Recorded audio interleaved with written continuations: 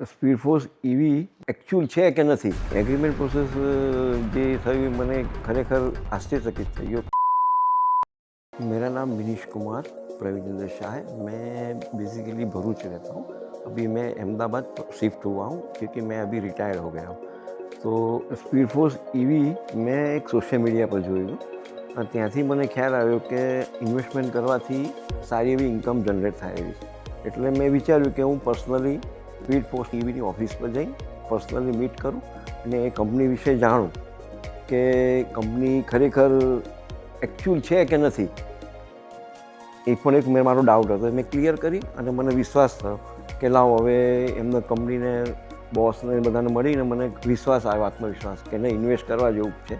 એટલે મેં ઇન્વેસ્ટ કર્યું અને એગ્રીમેન્ટ પ્રોસેસ જે થયું મને ખરેખર આશ્ચર્યચકિત થઈ ગયો કે ઓનલાઈન સિસ્ટમથી જે તમે એગ્રીમેન્ટ કર્યો ખરેખર it is a good process, I like it. જે મેં આના 3 મહિના થયા મારી ઈવીના ઇન્વેસ્ટમેન્ટ કરવા, એમાં મારું રેન્ટ છે એ કન્ટિન્યુઅસ આવે છે, એમાં કોઈ તકલીફ નથી। મારે સ્પીડ ફોર્સ ઈવીના કંપનીના સ્ટાફ સાથે પણ વાતચીત થાય છે, એમનો પણ આન્સર સંતોષજનક છે। મારા ઈવીને જે હું એમની એપ છે જે મારી ઈવી ક્યાં ચાલે છે, કઈ સિટીમાં ફરે છે, લાઈવ હું જોઈ શકું છું અને મને આ કંપની પર ખરેખર વિશ્વાસ છે। એટલે હું ફરીથી આ ઇન્વેસ્ટમેન્ટ કરવા માટે પ્રેરિત થયો છું।